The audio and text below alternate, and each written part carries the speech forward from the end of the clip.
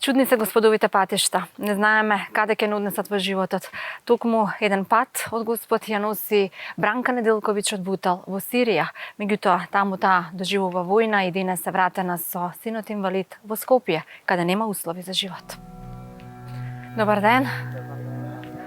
Како си, Бранка? Добра сум, како си ти? Ние сме од Срца на дланка. Дојдовме да видиме како живееш.